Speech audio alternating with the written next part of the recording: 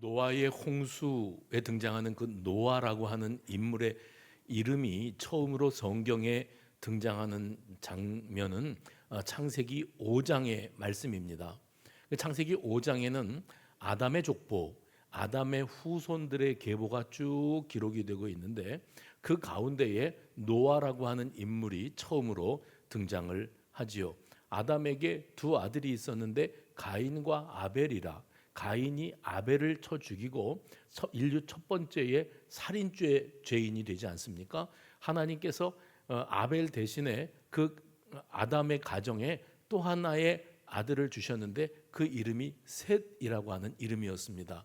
이 셋, 아담과 셋 그리고 이어지는 그 자손들의 이름을 쭉 창세기 5장이 언급을 하고 있는데 그 아담이 셋을 낳고 셋이 에노스를 낳고 에노스가 게난을 낳고 게난은 마할랄레를 낳고 마할랄레는 야렛을 낳고 그리고 야렛이 아담의 6대손 에녹이라고 하는 인물을 낳습니다.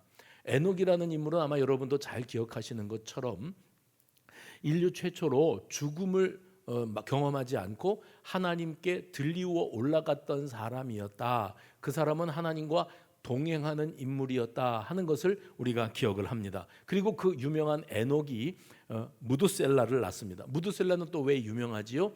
나이가 가장 최장수의 연령을 살다가 떠나갔던 인물로 이 무두셀라가 인류 역사 가운데 기록이 되고 있습니다. 아담의 후손들입니다. 그리고 그 무두셀라가 라멕을 낳았고 라멕이 노아를 낳았다. 그래서 노아는 아담의 9대손이 되어집니다. 그런 노아가 이 땅 위에 태어나고 그리고 노아를 통해서 노아 홍수 심판 방주 사건이 일어나고 그리고 노아 홍수 심판이 끝난 이후에 노아의 세 아들 셈, 함, 야벳이라고 하는 사람들을 통하여 온 인류가 이 땅 위에 퍼져나가게 되었다. 이게 이제 성경의 기록입니다. 그런데 성경에 보면 무두셀라가 라멕을 낳고 라멕이 낳은 아들이 우리가 지금 오늘 생각하는 노아라고 하는 이름의 사람인데 그 노아라는 이름을 아버지가 지은 이유가 거기 창세기 5장 말미에 기록이 됩니다. 라멕이 그 아들 이름을 노아라고 한 이유는 창세기 5장 29절 여호와께서 땅을 저주하심으로 수고롭게 일하는 우리를 이 아들이 안위하리라. 굉장히 그 예언적인 의미를 담은 이름입니다. 이 노아라고 하는 이름, 여호와께서 장차 땅을 저주하실 것인데 이 노아라고 하는 인물로 말미암아 우리가 안위를 얻게 될 것이다. 이런 의미로 노아, 예언적 의미를 담고 있는 이름이 주어졌습니다.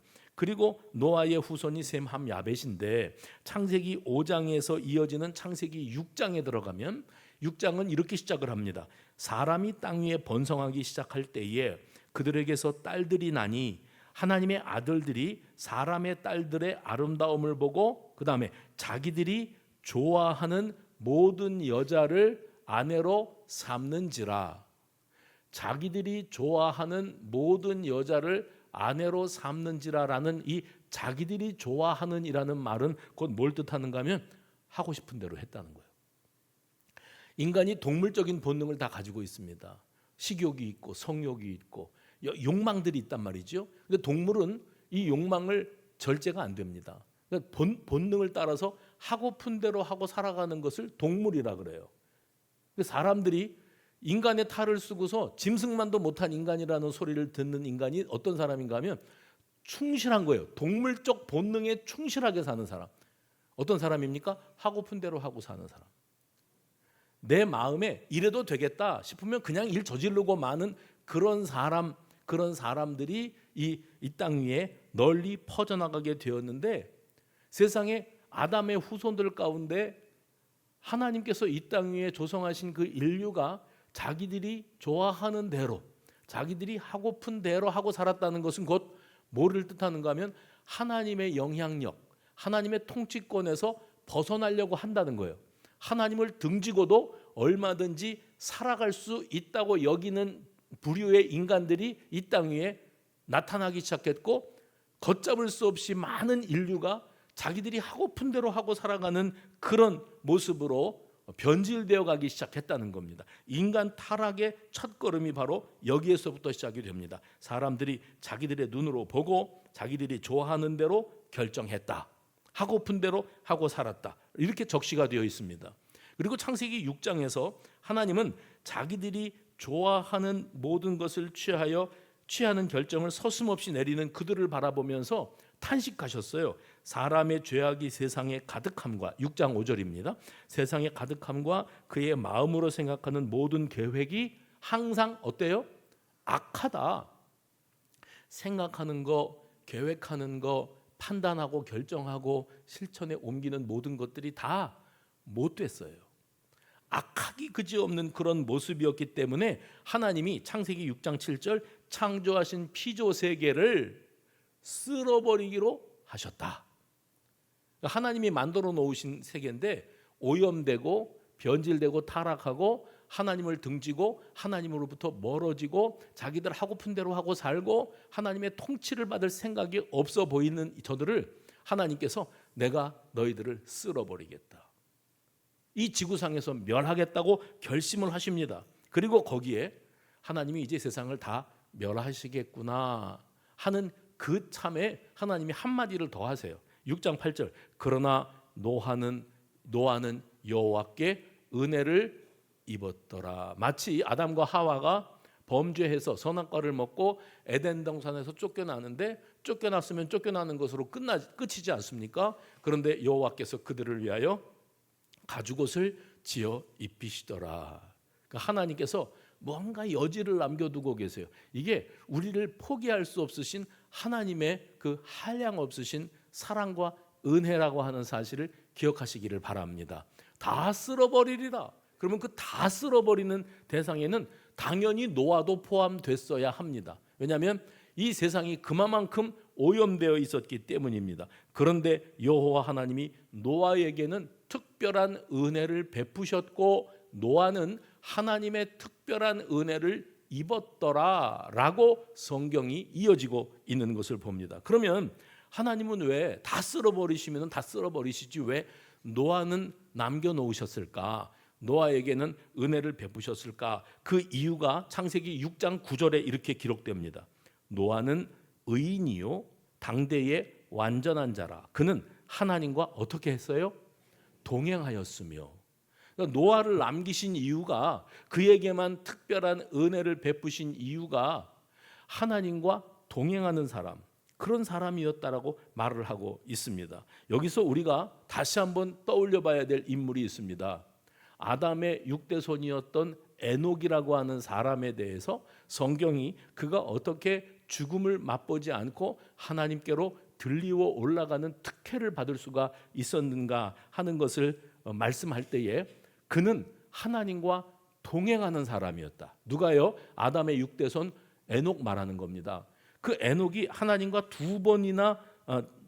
동행했다고 두 번이나 언급되고 있는 장면이 창세기 5장 21절에서 24절까지의 말씀에 언급이 되어 있습니다. 그런데 그 에녹의 아버지가 에녹이 누구냐면 무드셀라라고 하는 사람의 아버지인데 그에 관해서 언급하면서 성경이 에녹을 창세기 5장 22절 24절 그가 하나님과 동행하며 그가 하나님과 동행하더니 하나님이 그를 데려가셨다 이렇게 말씀합니다. 그 에녹의 후손으로 이 땅 위에 온 인물이 바로 오늘 우리가 생각하는 노아라고 하는 인물입니다. 그래서 오늘 창세기 6장에 보면 하나님께 은혜를 입은 사람 노아, 그리고 그는 의인이었고 당대의 완전한 자였고 6장 8절에 보면 노아는 하나님과 동행하였더라.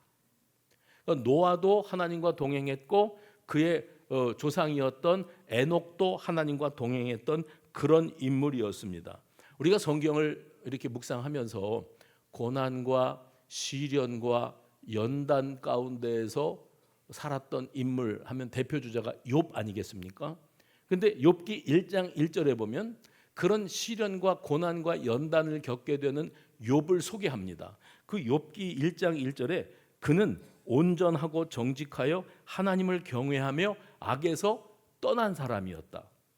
이 노아 시대 한참 후의 자손인데 그는 욥이라는 인물은 당대하고 온전하고 정직하며 여호와를 경외하며 악에서 떠난 사람이었다. 또 욥기 1장 3절 말씀 보시면 이 사람은 동방 사람 중에 가장 훌륭한 사람이었다. 또 욥기 1장 8절에 보면 여호와께서 사탄에게 이르시되 네가 내 종 욥을 주의하여 보았느냐? 그와 같이 온전하고 정직하여 하나님을 경외하며 악에서 떠난 자는 세상에 없느니라. 누가 하시는 말씀이에요? 하나님이 직접 하신 말씀입니다. 그런 사람 세상에 또 없다. 세상에 유일무이한 사람이다. 어떤 사람으로 하나님이 그를 인정하십니까? 그는 온전하고 정직하고 하나님을 경외하며 악에서 떠난 사람이었다. 이런 생각을 해봅니다. 하나님께서 어떤 한 사람을 두시고 그를 온전하다, 정직하다, 악에서 떠난 사람이다. 그는 여호와를 경외하는 사람이고 내가 본 인류 가운데 이 땅 위에 살아가는 모든 인류 가운데에 가장 훌륭한 신앙의 소유자다라고 공적으로 하나님이 세상 사람들 앞에 선포하시고 인정했던 그런 인물이 과연 성경에 몇 명이나 될까? 그런데 그러했던 욥과 비견될 만한 인물이 그 조상 가운데 또 아담의 후손 가운데 있었으니 그 사람이 바로 노아였습니다. 그는 의인이었고 당대의 완전한 사람이었고 하나님과 동행하는 사람이었다고 성경은 공식적으로 인정하고 있습니다. 이 말씀을 묵상하면서 워낙에 그때 당시의 세계가 너무 부패하고 썩어 문드러져서 사람들이 다 타락했어요. 하나님을 등지고 자기들 하고 싶은 대로 하고 살았어요. 근데 상대적으로 노아는 군계일학, 눈에 확 띄는 인물이었던 거예요. 그 노아가 어떤 사람이었기에요? 하나님을 향하여 이 세상에는 찾아볼 수 없을 만큼 진실했던 사람이고 중심을 지키는 사람이었고 무엇보다도 하나님과 동행했던 인물로 기억이 되는 겁니다. 그렇게 노아 시대에 홍수 심판이 있었고 이 내용이 창세기 7장에 기록이 됩니다. 그리고 창세기 8장으로 넘어가죠. 창세기 8장에 보면 홍수 심판이 그치고 난 이후의 상황들이 쭉 기록이 됩니다. 그리고 오늘 본문 들어와서 창세기 9장에 들어서면서 홍수 심판 이후에 하나님께서 노아와 그 아들들에게 복을 주시며 창세기 1장 28절에 아담과 하와에게 복을 주셨던 것과 똑같은 말씀을 하십니다. 뭐라고 복을 주셨어요? 지금 이거는 노아와 그의 후손들에게 주시는 복이에요. 창세기 9장 1절 생육하고 번성하여 땅에 충만하라. 많이 들어본 구절이고 많이 들어본 분위기 아닙니까? 최초의 인류였던 아담과 하와가 선악과를 먹는 죄악을 범함으로 이 세상에 죄가 들어왔고 그들은 그 죄로 말미암아 에덴 동산에서 쫓겨날 수밖에 없었습니다. 그런데 처음에 하나님께서 세상 만물을 창조하신 다음에 아담과 하와에게 주셨던 축복이 있어요. 생육하고 번성하라, 땅에 충만하라, 땅을 다스리라. 이 모든 피조 세계는 내가 너를 위하여 지었다. 마음껏 누려라. 이렇게 말씀하셨어요. 근데 그 피조 세계가 이 세상의 인류가 특별히 아담의 후손들이 사람의 딸들을 자기 마음에 원하는 대로 자기가 봤을 때 아리답고 자기 마음에 흡족하면 그냥 하나님의 의중은 안중에도 없고 자기가 원하는 대로 동물적 본능을 따라서 이렇게 취사 선택을 하다 보니 하나님이 진노하시고 내가 세상을 실망했다, 쓸어버려야겠다. 그러면 아담과 하와에게 주셨던 그 축복을 최초의 인류는 누리지 못하는 거예요. 그리고 박탈당해요. 쓸어버리시니까. 그 다음에 노아를 남겨놓으시고 노아와 그의 후손들을 통해서 새 출발 해봅시다. 새 출발. 새로운 출발을 하게 하시면서 노아와 그 손들에게 생육하고 번성해라, 땅에 충만하라. 똑같은 말씀 아담과 하와에게 하셨던 그 말씀을 반복하십니다. 그러면서 그때 하나님이 노아와 후손들에게 언약하세요. 그게 바로 무지개 언약이었습니다. 그러니까 이 세상에 무지개를 이렇게 띄워 보이시는 이유는 내가 홍수로 이 세상을 멸절시킬 때에 내 마음이 통쾌했겠느냐? 고소했겠느냐? 너희들을 다 쓸어 수장시키는데 내 마음이 행복했겠느냐? 내가 만든 세계였는데 그런데 이제 다시는 노아와 그 후손들로부터 시작되는 새로운 인류, 내가 이제 다시는 홍수라는 방법으로 너희들을 심판하는 일을 하지 않겠노라라는 의미로 무지개를 이 세상에 띄우셨다는 거예요. 그렇게 해서 이제 노아의 시대가 열려집니다. 모든 생명들은 멸절당하고 노아와 함께 방주에 있었던 그 생명들은 다 이 땅 위로 다시 나와서 발을 딛고 그리고 사방으로 흩어져 번성해 나가면서 새로운 세계를 펼쳐 나가지요. 그런데 여러분, 오늘 본문으로 들어와서 창세기 9장입니다. 분위기가 좋았는데 창세기 9장에 들어와 가지고 매우 이상스럽고 불편하기 짝이 없는 상황이 벌어집니다. 노아에게 세 아들이 있었는데 셈과 함과 야벳이었다 하지 않았습니까? 그런데 그 아들들 가운데 함은, 오늘 본문 내용입니다. 함은 가나안 땅에 거주하는 사람들의 조상이 되었고 나머지 두 아들을 통해서 온 땅으로 세상에 사람들이 퍼져나갔다 하고 말씀하신 이후에 노아의 장막에서 벌어졌던 한 사건을 언급하십니다. 수치스럽고 부끄럽고 가리우고 싶은 이런 이야기가 성경에 있는 그대로 적나라하게 고스란히 다 표현이 되고 있는 것은 그저 노아도 사람이기 때문에 살다 보니 실수도 할 수 있고 그래서 이런 해프닝이 벌어졌다라고 취급하고 간단하게 넘어갈 수가 없는 어떤 심오한 메시지가 여기 담겨 있기 때문에 이 사건이 성경에 명백하게 기록이 남아 있는 겁니다. 노아 홍수 사건 이후에 홍수가 지나갔어요. 큰 일을 치른 겁니다. 그리고 이제 살아남은 노아가 뭐를 했다고요? 20절 말씀해 보시면 노아가 농사를 시작하여 포도나무를 심었답니다. 포도나무를 심었다는 표현이 히브리식 사고방식과 그 표현 방식을 취하면 취미 삼아서 한두 그루 나무 심은 게 아니에요. 여러분, 우리가 텃밭을 가꾸거나 정원을 가꾸면서 과수, 나무, 뭐 감나무, 대추나무 한두 그루 심어서 재미로 키우고 관상용으로 보고 또 뭐 따서 먹는 수도 있어요. 제가 이렇게 20여 년 전에 수원에 와서 보았을 때 이 동네, 세류동 이 동네는요 정말 특이한 것이 집 안에가 아니고 담 밖에다가 배추도 심고 고추도 심고 이러는 모습을 봤어요. 참 특이하다. 이러면은 지나가는 사람들이 다 따먹지 않을까. 그런데 수원은 인심이, 물론 따는 사람도 있기는 있겠지만 그건 건드리지 않는 게 불문율이었더라고요. 포도나무를 심어놨는데 담 밖에다가 심어놨어요. 포도나무도 오래되었는지 그 줄기가 아주 굵고 그리고 꾸불꾸불 올라갔는데 이렇게 넝쿨까지 집 안으로 이렇게 들이우게 해서 포도 열매가 파랗게 달려있는 모습을 보고 감탄했던 적이 있습니다. 그런 건 다 뭐냐면 관상용, 키우는 재미. 그런데 오늘 노아의 포도나무를 가만히 묵상을 해보면 이게 단수가 아니고 복수입니다. 포도나무들, 많은 포도나무 의도를 가지고 노아가 포도 농사를 짓기 시작했다는 겁니다. 그래서 21절에 보시면 노아가 마신 포도주를 히브리어로 야인 그러는데 이 단어 앞에 정관사가 딱 붙습니다.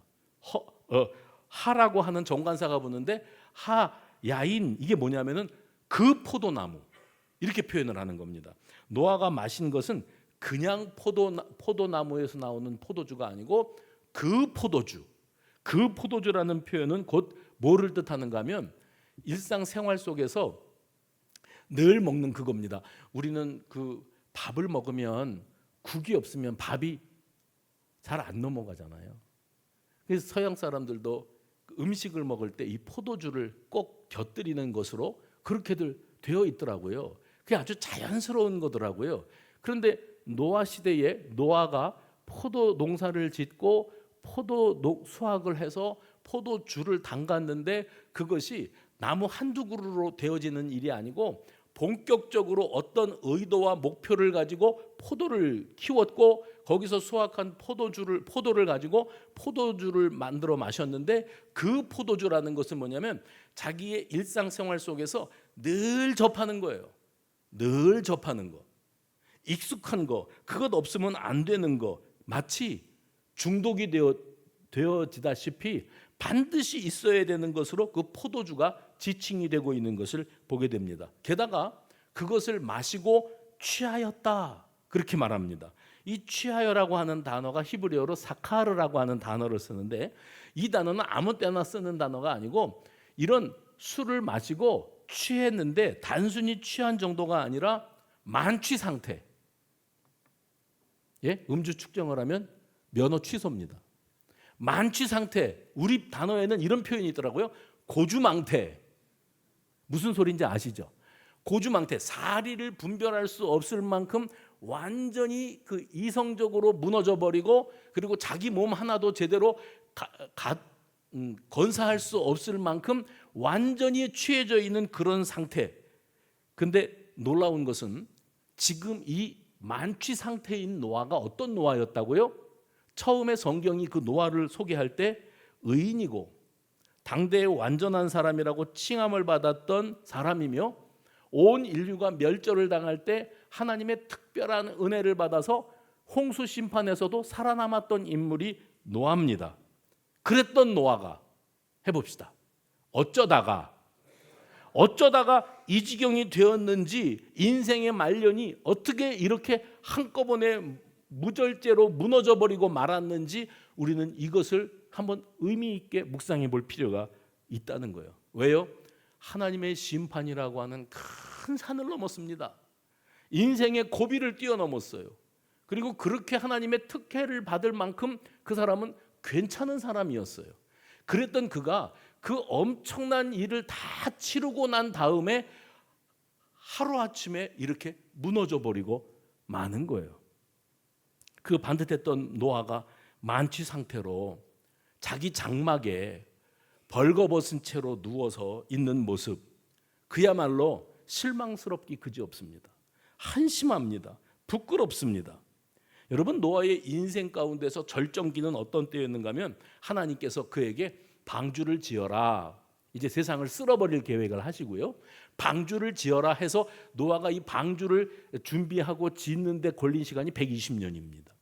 그 세월 동안에 방주를 지으면서 노아가 뭘 했겠는가? 우리 주일학교 때도 많이 배웠던 장면인데, 주변에 있는 사람들을 찾아다니면서 이제 곧 심판이 찾아올 거예요. 우리가 우리 보기 좋은 대로, 우리 하고 싶은 대로 하고 살다가 하나님의 마음에 큰 실망을 안겨드렸어요. 여러분, 이제 하나님이 홍수로 이 세상을 쓸어버리시니 내가 짓고 있는 이 방주로 얼른 들어오셔야 됩니다. 잊지 마십시오 하고 널리 하나님의 이 심판 계획을 전파했건만, 듣는 사람들은요 실감이 안 나요. 코로도 안 들어요. 그냥 무시해버려요. 너무 안타깝겠지요. 노아 입장에서는 이제 조금 있으면 홍수 심판이 나오면 다 수장되는 겁니다. 물에 빠져 다 죽는 겁니다. 그러니 지금 하늘이 파랗게, 하늘에 뭉게구름이 떠가고 햇볕 햇살이 쨍쨍해도 이제 세상에 곧 임할 이 심판을 대비해서 당신들이 정신 차리고 내가 빨리 들어오라 그러면 달려 들어와야 됩니다 라고 말을 했었지만 아무도 공감해 주지 않습니다. 반응하지 않습니다. 오랜 권면과 설득했음에도 불구하고 저들이 노아의 말을 귀담아 듣지 않다 보니까 노아의 심정이 어땠겠어요? 답답하고 실망스럽고 안타깝고 괴롭기만 했습니다. 한 사람이라도 이 생명선 방주에 들여놓고 싶었는데 자기 가족 이외에는 아무도 이 방주에 들어올 생각이 없어요. 그리고 결국 노아는 방주의 문을 닫아야 했습니다. 자신과 자신의 가족 이외에 아무도, 사람은 들어오지 못했는데 노아는 방주의 문을 닫아야 됐어요. 그때 방주의 문을 닫으면서 아무렇지도 않게 자기들에게 주어진 일상을 살아가고 있는 방주 밖의 사람들을 바라보는 노아의 심정이 어땠겠습니까? 너희들 내 말 안 듣고 지금 아무렇지도 않게 일상을 살지만 두고 봐라. 이제 너희들이 홍수 심판이 찾아와서 물이 세상을 차고 넘칠 때 너희들이 달려와가지고 방주 문을 두드리며 열어달라고, 한 사람만 들어가자고, 나 좀 살려달라고 그래봐야 이미 때는 늦는다. 그러면서 그들을 향해서 조롱의 눈빛을 쏘아붙이고 아마 그들을 그렇게 비웃고 그랬을까요? 방주를 닫으면서의 노아의 심정은 너무 안타까웠던 거예요. 한 사람이라도 더 살려야만 했는데, 그리고 난 다음에 아니나 다를까 여지없이 홍수 심판이 일어나는데 하늘에서 비가 오는 것뿐만 아니라 땅에서도 물이 터져 나오고 온 사방에 물이 가득한데 세상 사람들이 거기에서 다 수장되어지는 거예요. 비명을 지르며 죽어가는 사람도 있겠고 노아의 방주로 달려와서 문을 두드리며 살려달라고 하는 사람도 있었겠지만 그들은 결국 조용해졌습니다. 노아는 그들을 살리지 못했다고 하는 자책감, 그것이 트라우마가 되어서 혹시 평생의 아픈 상처로 남은 것은 아니었을까? 내가 좀 더 노력했어야 되지 않을까? 내가 한 사람이라도 더 찾아가서 설득했어야 되는 것 아닐까 하는 그런 고통이 그의 삶 속에 남아있는 것. 그래도 나는 살았으니 다행이다가 아니라 내가 이루지 못한 어떤 일들로 말미암아 그 고통에서 밤에 잠을 이루지 못할 정도로 몸부림을 치고 있었던 것은 아니었을까. 그래서 잠들기 위해서라도, 아니 내 인생의 트라우마를 떨쳐버리기 위해서라도 그는 혹시 알코올, 포도주에 집착하고 있었던 것은 아닐까? 이것을 통해서라도 내 인생의 고통과 아픔을 한번 잊어보고 싶었고 떨쳐내보고 싶었던 마음이 있었던 것은 아니었을까? 이런 생각을 해봅니다. 여러분, 홍수 사건 전에 노아는 하나님의 특별한 은혜를 입을 만큼 의인이었고 당대에 보기 드물게 완전한 사람이었고 하나님과 동행했던 사람이었던 것은 틀림이 없습니다. 그런 노아가 홍수 심판 이후에 큰 일을 치른 다음인데 무장해제가 됐어요. 그리고 포도주에 취했어요. 이런 장면은 그가 곧 하나님과 동행을 이어가는데 실패했었다는 것을 의미합니다. 하나님과의 동행은 처음부터 끝까지 하나님과 동행. 여러분, 저와 여러분이 그렇게 되어지시기를 바랍니다. 어떤 때 나 기분 좋을 때는 하나님과 동행인데 또 내가 지금 세상 가운데 한눈을 팔고 살아갈 때는 하나님이고 뭐고 다 필요 없어 하고 멀쩡하게 또 살다가 또 내 발등에 불 떨어지면 살려달라고 또 하나님 찾고 이렇게 들락날락하는 게 아니고 하나님과의 동행은 시종일관 항상 똑같아야 돼요. 우리가 하나님의 품 안에 안기는 그날까지 여러분 하나님과 제가 쭉 그러면 여러분이 동행하겠습니다.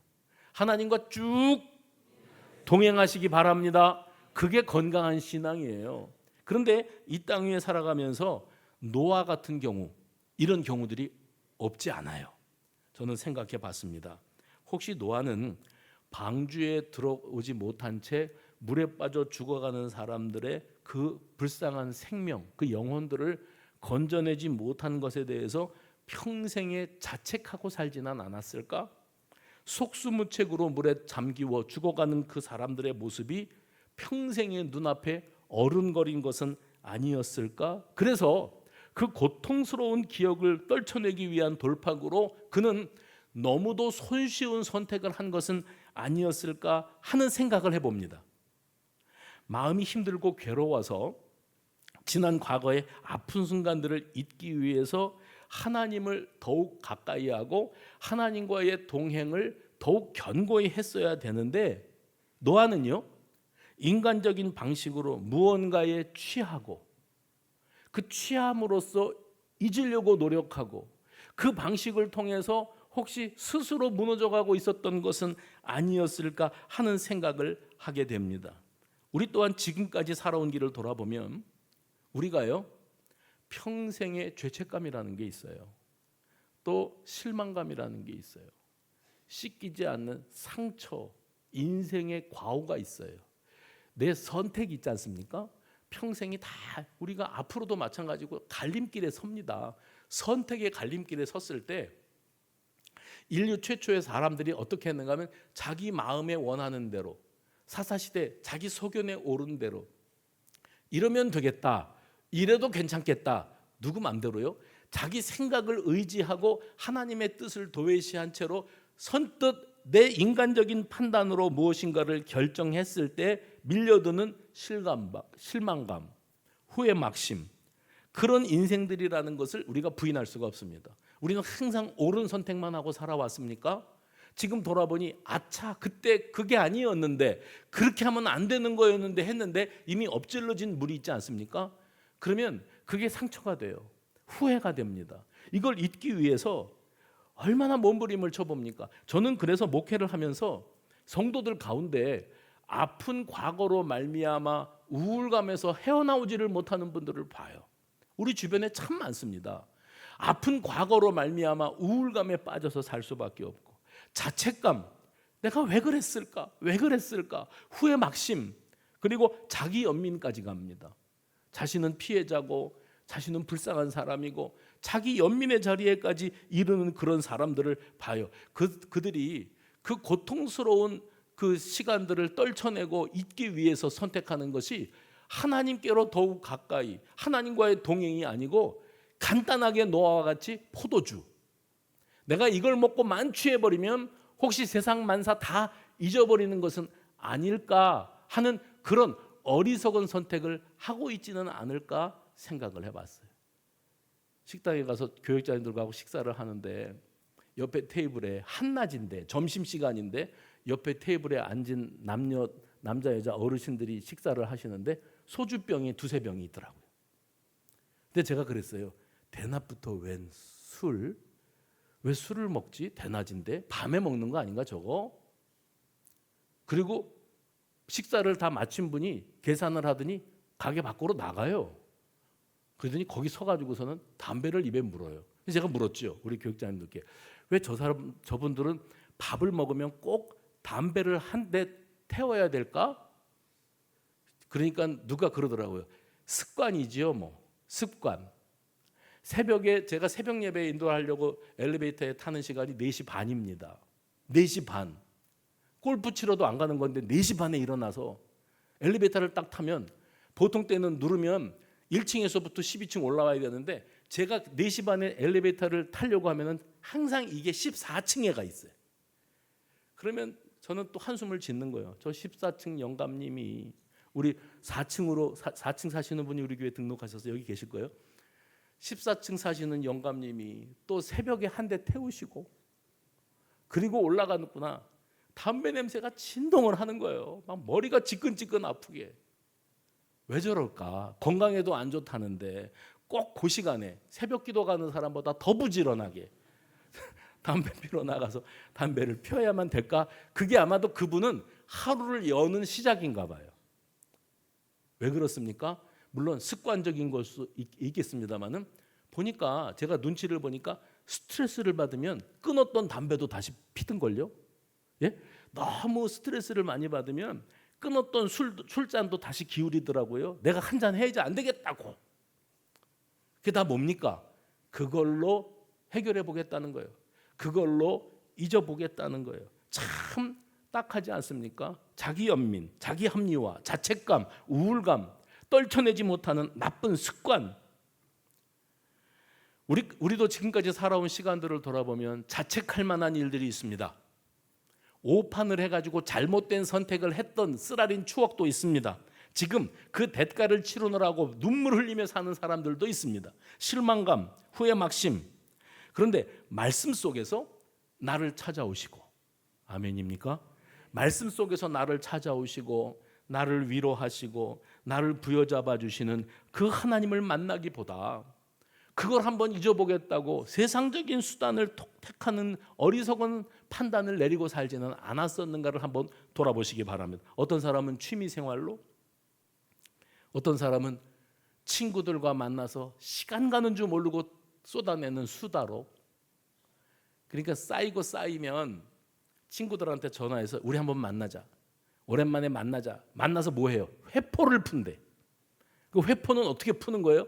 막 쌓였는데 어디다가 이걸 쏟아내야 내가 속이라도 시원하겠는데 이걸 끌어안고 살다가 내가 병 나겠어. 그래서 친구들이 필요해. 친구들을 만나서 남편 흉도 보고 아내 흉도 보고 애들 얘기도 하고 또 세상 돌아가는 얘기도 하고 그 대화의 그 소재가 계속 바뀌어가지 않습니까?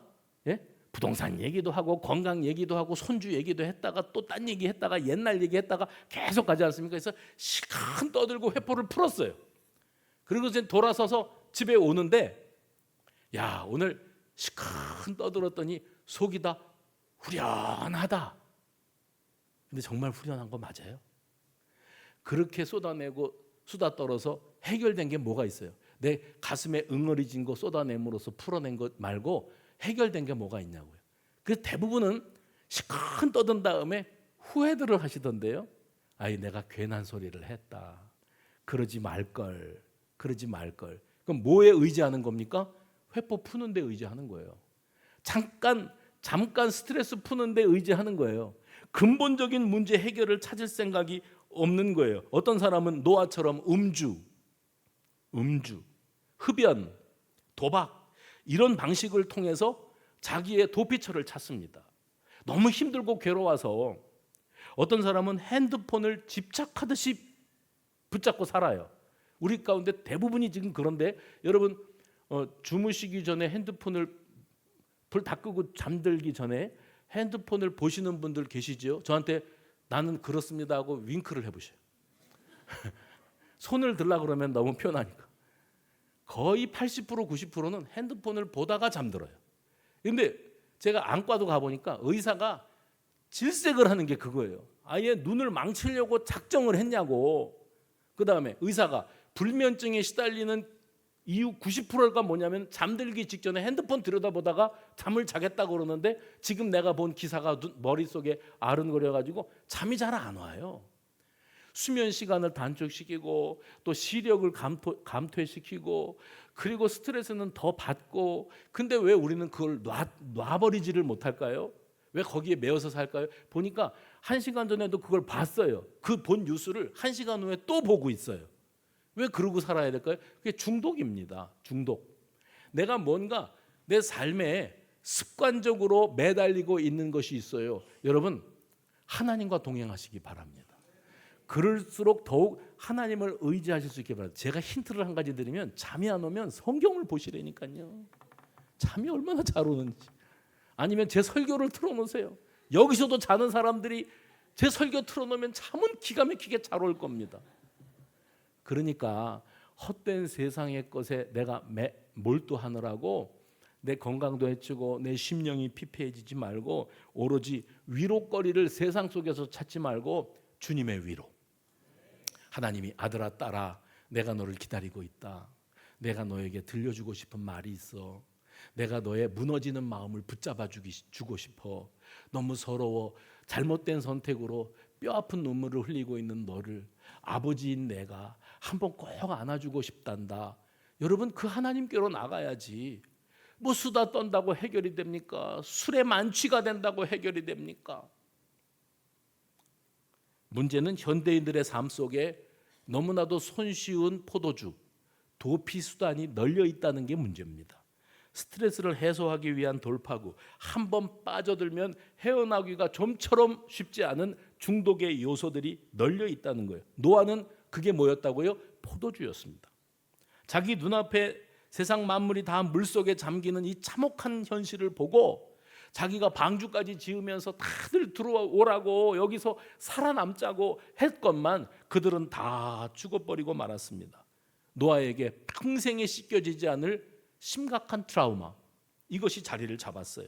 그 후에 어쩌면 그는 허무주의에 빠지지 않았을까. 헛되다, 다 이렇게 끝나는 것을 하는 그런 허무한 마음에 빠졌던 것은 아니었을까. 노아의 할아버지 이름이 무두셀라거든요. 그의 아버지가 저 유명한 에녹이었는데 아버지가 아들을 낳고 무두셀라라고 이름을 지었을 때 그가 죽을 때 그것을 보리라는 의미로 무두셀라라고 이름을 지었어요. 그리고 실제로 무두셀라는 그가 죽는 때에 노아 홍수 심판이 시작이 되었어요. 그러니까 하나님의 심판이 시작되는 것을 보고 죽음을 맞이했습니다. 무두셀라가. 그렇다면 그것을 보리라, 무두셀라를 그가 그것을 보리라 하고 말했던 그것이 뭡니까? 하나님의 심판입니다. 그 이름 때문에 노아의 아버지였던 라멕이 노아에게 너희 할아버지 에녹이 하나님과 동행하며 사셨던 경건한 분이었고 죽음을 보지 않고 들리고 올라가셨어. 그리고 그분이 너 증조 할아버지 에녹이 그리고 그분이 자기 아들 무두셀라 너희의 할아버지인데 그 무두셀라의 이름을 지을 때 예언적인 의미로 그 이름을 지으셨단다. 그렇다면 노아는 어려서부터 에녹과 무두셀라의 삶을 기억할 수밖에 없었고 그의 평생의 종말론적인 삶, 하나님의 심판, 그것이 오리라 하시는 그 하나님의 심판에 대해서 이미 아버지로부터 들었었고 염두에 두고 있었기 때문에 하나님께서 어느 날 노아에게 나타나셔서 내가 이 세상을 물로 쓸어버릴 거야, 네가 이제 방주를 짓거라 하고 설계도를 주실 때 그 부분에 대해서 뭐 반감을 갖거나 뭐 뜻밖이라거나 이게 아니라 종말론적인 삶. 그날은 곧 온다고 하셨고 이제 곧 그날이 찾아오겠구나. 이것을 받아들이는 데는 어려움이 없었을 거라고 여겨집니다. 실제로 홍수 심판이 시작되면서 그 무드셀라 이름대로 그가 심판을 바라보면서 죽어갔기 때문입니다. 그리고 그 홍수가 끝나고 난 다음에 방주 밖에서 노아가 발견했던 그 참혹한 현실, 충격과 고통과 아픔 속에서 이 모든 것들을 허탈감 가운데 바라볼 수밖에 없었을 겁니다. 그때 노아가 홍수 심판 이후에 그가 붙들고 가야 될 새로운 사명, 이제 하나님의 큰 심판은 지나갔다. 그러면 자기 아들들에게 뭘 물려줘야 됩니까? 하나님은 이런 분이시다.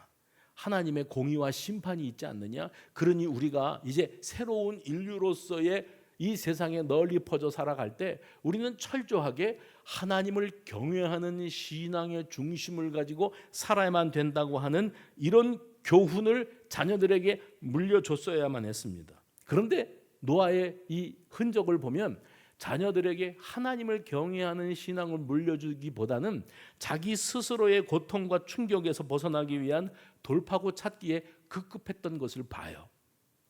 이 신앙의 대물림이라는 게 있거든요. 하나님은 어떤 분이시다. 부모가 겪은 하나님은 살아계시고 우리를 사랑하시고 우리를 버리실 수 없는 분이시고 우리 인생의 미래를 위하여 놀라운 것을 계획하고 계신다. 이것이 우리의 체험이 되었을 때 이 바톤, 신앙의 바톤을 우리 후손들에게 잘 넘겨주고 떠나가야 되는데 이것에 실패하면 자기 하나 살아남기도 급급하면 포도주에 푹 절어서 살 수밖에 없게 되어지는 겁니다.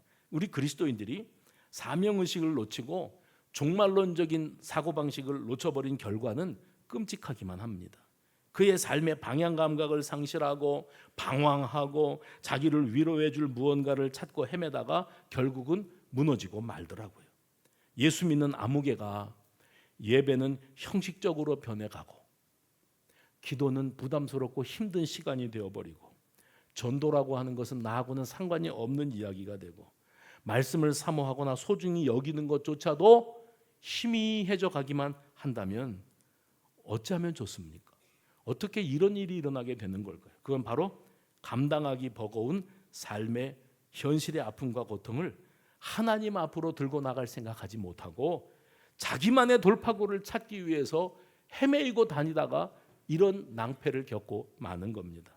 사명 놓치고 마지막 때를 살아가는 자신의 지금의 위치를 망각했을 때 하나님이 아닌 또 다른 위로거리를 찾게 되는 게 그게 인생입니다. 그렇다면 지금 이 자리에 있는 저와 여러분도 내 인생에 노아의 포도주가 따로 있을지 몰라요. 지금 이 순간 여러분은 무엇에 취해 계십니까? 어디에 미혹되어 있습니까? 무엇에 시선 두고 무엇에 마음 빼앗기고 무엇을 통하여 위로받기를 원하십니까? 포도주의 문제는 그저 음주의 문제가 아니에요. 하나님을 대신할 수 있는 무언가를 찾아 헤매었고 거기에 푹 빠져버렸다면 그건 우상숭배입니다. 현실 도피처를 찾고 헤매이는 우리 인생들을 향하여 하나님이 들려주실 메시지가 있었기 때문에 노아 사건에 바로 이 벌거벗은 노아의 장막의 이야기가 빠지지 않고 등장을 하는 겁니다. 저는 목회를 하면서 간혹 이런 분들을 뵈요. 재주가 많아요. 자기가 가진 은사, 달란트, 그거는 뭐 찬양일 수도 있고 음식 잘 만드는 걸 수도 있고 뭐 행정력일 수도 있고 교회에 꼭 필요한 한 구석을 감당하는 거지요. 사람들이 그 봉사와 헌신을 칭찬하고 인정합니다. 그런데 영원 무궁토록 내가 그 자리를 지키면서 그걸 감당할 수 있는 게 아니에요. 또 후배들도 자라나고 일할 수 있는 기회를 줘야 되고 나는 또 나이도 먹고 해서 이선으로 물러나지요. 일반 직장 생활을 하다가 은퇴하신 분들 이상으로 신앙생활을 하면서 교회의 주도적인 위치에 있고 뭔가 영향력 있게 이 내 달란트를 발휘하던 어떤 분이 딱 손을 놓고 나니 허탈해요. 허탈감이 밀려와요. 서러워요. 서글퍼요. 나는 이게 뭔가, 왜요? 더 이상 내가 아무것도 봉사할 게 없어요. 자기 정체성을 상실해버리는 것 같아요. 방황합니다. 그렇게 방황을 하면서 노아처럼 그렇게 당대에 의롭고 그렇게 믿음 열심히 생활하고 봉사 열심히 잘하고 그렇게 훌륭하고 모든 사람에게 모범이 되던 그분이 모든 것을 놔버린 다음에 예배를 안 드려요. 기도하러 안 나와요. 어떤 목사님이 하나님 품으로 돌아간다고 이제 떠나가실 때가 돼서 후배 목사들이, 그 유명한 목사님입니다. 후배 목사님들이 그 임종을 보기 위해서 모여들어서 그랬대요. 목사님, 우리가 존경하는 어르신인데 이제 하나님 품으로 돌아가시면서 우리에게 꼭 남기시고 싶은 말씀이 혹 없으실까요? 하고 물었대요. 그랬더니 그 목사님이 하늘나라로 떠나가기 직전인데 자기 후배 목사들한테 그 떨리는 작은 목소리로 그렇게 말했답니다. 유명한 일화입니다. 목사님들, 예수 잘 믿으세요. 아이러니하죠? 목사들이 예수 잘 믿어가지고서 목사한 거 아니에요? 목사님들, 예수 잘 믿으세요. 직업으로 목회하려고 생각하지 말고 당신도 한 사람의 양이요. 하나님은 나의 목자시니는 다윗만 하는 소리가 아니라 당신도 은혜 받아야 되고 당신도 위로받아야 되고 당신도 간절히 기도해야 되고 당신도 주님을 만나야 됩니다. 그냥 쏟아내는 일에만 매몰되어서 살다가 당신들이 다 놓았을 때 예배도 못 드리고 허탈감에 빠지고 무기력증에 빠진다면 당신은 예수를 믿은 겁니까? 목사질을 한 겁니까? 이거 굉장히 중요한 말씀이에요. 그래서 저도 우리 동역자들하고 경건 예배할 때마다 계속 그 말씀을 강조해요. 귀에 못이 박이도록. 우리는 여러분 목사이기 전에 성도여야 됩니다. 우리도 은혜 받아야 됩니다.